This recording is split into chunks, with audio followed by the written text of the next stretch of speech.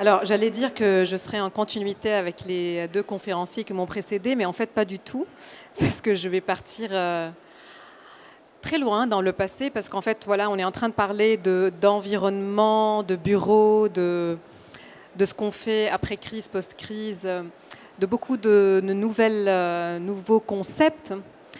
Et en fait, peut-être qu'on oublie qu'on est des mammifères, qu'on se balade avec la même architecture cérébrale de nos ancêtres et que quand on parle travail, collaboration, stress, burn-out, en fait, on a toujours les mêmes conditions qui ont permis à nos ancêtres de survivre, en tout cas à notre espèce de survivre, et puis à certains aussi de collaborer, de faire des choses merveilleuses qui nous permettent de construire des endroits où on peut s'écouter à distance, où on fait des choses merveilleuses. Donc ça a été quand même fait par des ancêtres qui vivaient dans la même incertitude, voire beaucoup plus d'incertitude que nous.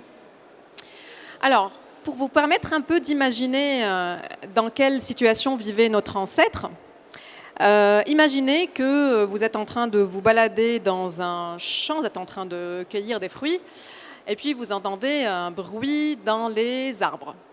Donc, pour votre cerveau, comme Francis l'a dit tout à l'heure, c'est beaucoup plus rationnel d'imaginer le pire. Donc de se dire que dans le doute, je vais envisager que c'est un prédateur. Et si je me trompe, je pourrais revenir à la paix. Mais par contre, si je ne prends pas ce signal au sérieux, je pourrais complètement perdre ma vie. Et donc, qu'est-ce qu'il fait notre ancêtre ?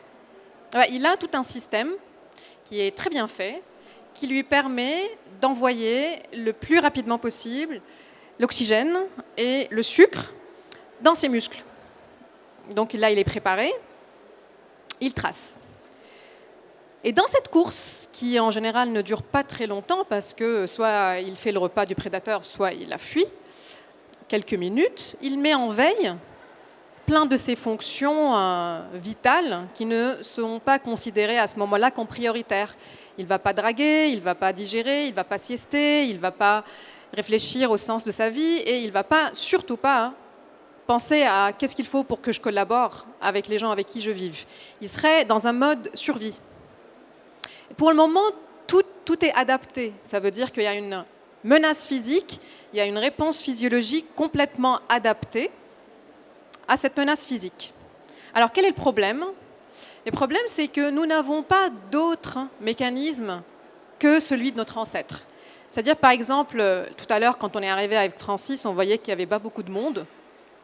Et donc, on s'est dit, voilà, tout ira bien. Mais ce qui est pire, c'est si maintenant vous vous levez et vous partez.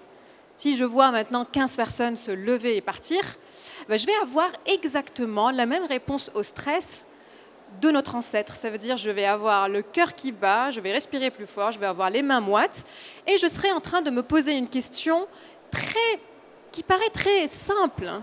C'est pourquoi mon statut est touché ? Pourquoi est-ce que je ne suis pas intéressante pour vous ?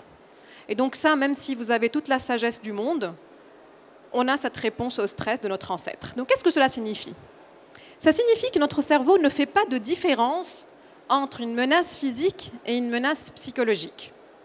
Il n'y a pas de différence. Et c'est très simple, si vous vous demandez, mais pourquoi tu fais ça ? Pourquoi tu me dis toujours qu'il y a un prédateur, alors que c'est juste des gens qui sont fatigués, qui veulent rentrer chez eux ? Pourquoi je n'arrive pas à faire ce travail de changement de discours interne ?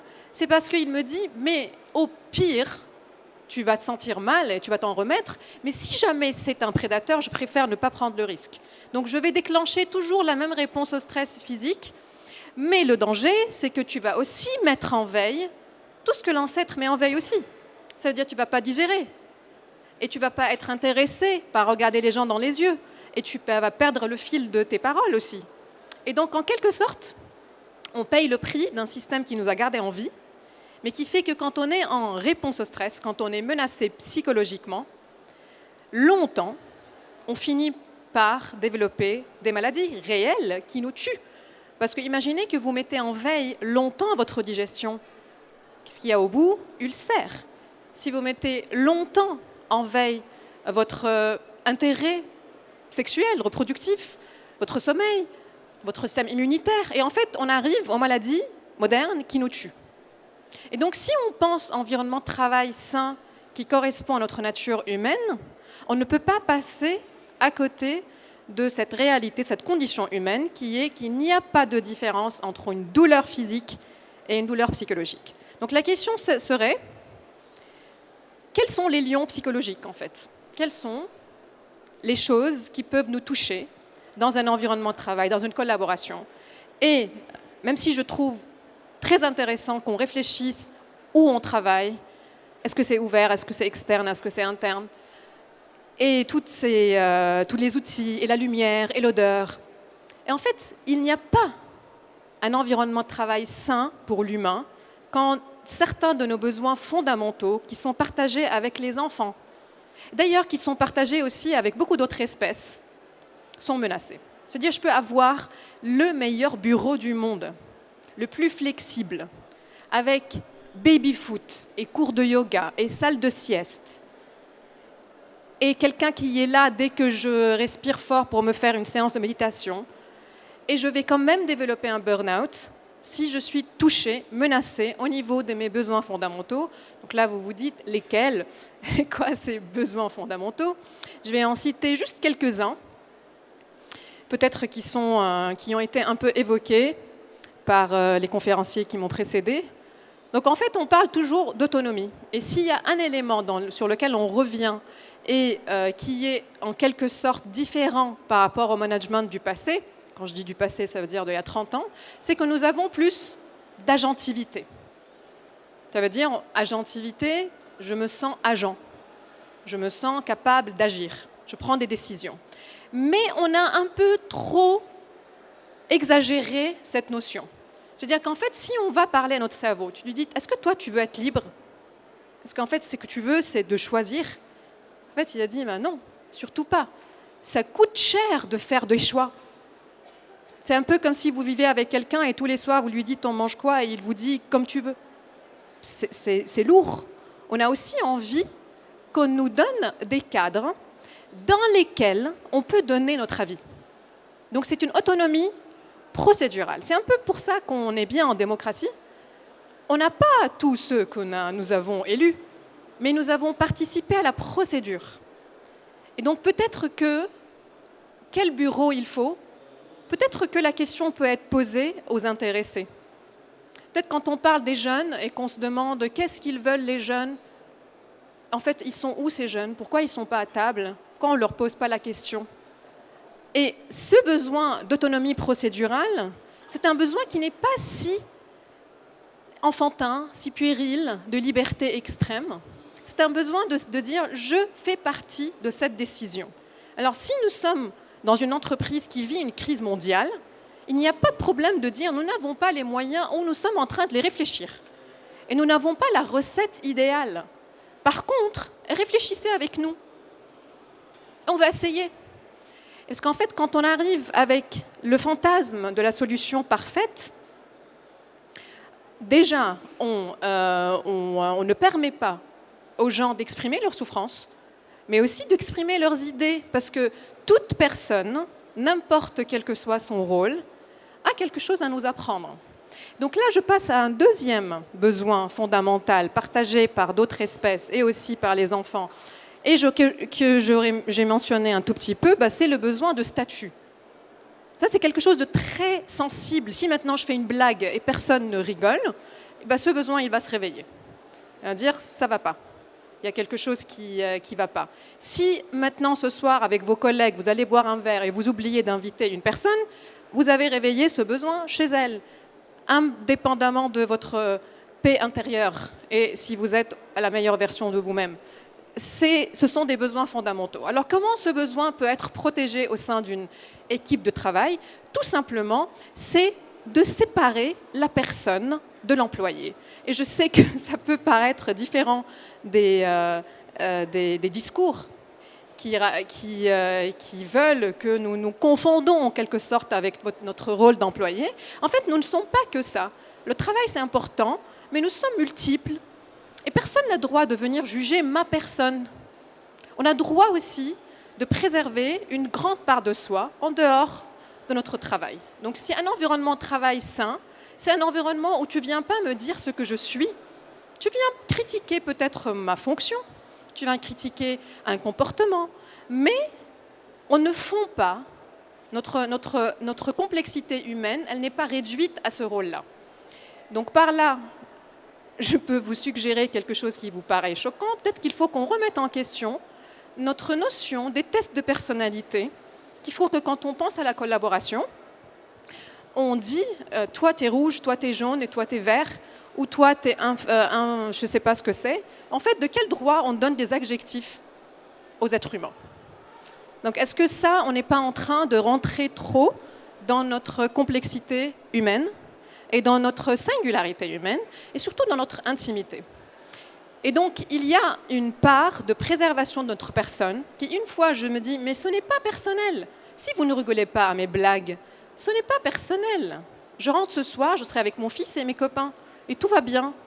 Et donc, cette capacité de se dire que nous ne sommes pas réduits à notre travail, que nous avons le droit de ne pas y trouver notre sens de vie, et aussi notre bonheur, peut-être que, quand ça arrive à certains, tant mieux pour vous, mais que ça ne soit pas une injonction que nous travaillons dans le métier qui nous passionne. Parce que ça serait du luxe, et je vous le souhaite. Mais même quand vous trouvez le job de votre passion, il se peut des fois que vous vous réveillez et vous dites « je n'ai pas envie ». Et avec cette distance que nous prenons, quand on est avec les autres en train de collaborer, il ne s'agit pas de babouins en hiérarchie sociale, parce que personne ne touchera à la valeur humaine. Nous serons égaux en tant qu'êtres humains. Par contre, si tu as plus d'expérience, si tu as plus de compétences, si il y a des choses plus intéressantes à dire, tu peux prendre la parole. Et donc peut-être que ce serait une innovation centrale dans le milieu de travail, c'est de séparer le statut social des compétences et des rôles. Est-ce que quelqu'un peut me dire le temps, parce que je suis quelqu'un de bavard? 16h51. Troisième besoin, c'est un besoin d'alignement entre nos compétences et ce que le rôle nous demande. Alors ça, c'est quelque chose qui est parfaitement orchestré sur les jeux vidéo. Les jeux vidéo, ils vous proposent exactement le niveau de difficulté par rapport à votre compétence. Si vous perdez beaucoup, le jeu diminue en difficulté, et si vous gagnez, le jeu augmente en difficulté pour vous garder dans ce qu'on appelle le flow. Et ça, c'est quelque chose qui est central quand vous faites des équipes pour travailler ensemble. Ne mettez pas les gens juste là où ils sont bons, parce que leur niveau va évoluer. Il faut qu'on reste dans cette opportunité de grandir. Ça veut dire que je sens que dans mon équipe de travail, je ne suis pas fixe, que je suis un être malléable, plastique. Donc, si on considère qu'on peut grandir et évoluer dans notre compétence, donc être challengé, ça veut dire que cet environnement permet l'erreur. Parce que comment vous voulez innover en vous-même si vous n'allez pas faire de faux pas? Et donc, cette tolérance à l'ambiguïté, elle devient possible et réelle quand, encore une fois, on n'est pas jugé en tant que personne. Ça veut dire que si je fais n'importe quoi, ce n'est pas moi qui est inutile, ce n'est pas moi qui est stupide. Non, par contre, je peux faire quelque chose de stupide. C'est la différence entre si je te dis tu m'as pas dit la vérité, ou si je te dis tu es menteur. Tu vois, c'est beaucoup plus intime, hein, donc en fait, cette tolérance à l'ambiguïté et tolérance à l'erreur permet que les personnes ne soient pas cantonnées dans des rôles et que le leadership circule selon la situation dans laquelle nous sommes. Donc j'ai cité l'autonomie, j'ai cité le statut, j'ai cité la compétence.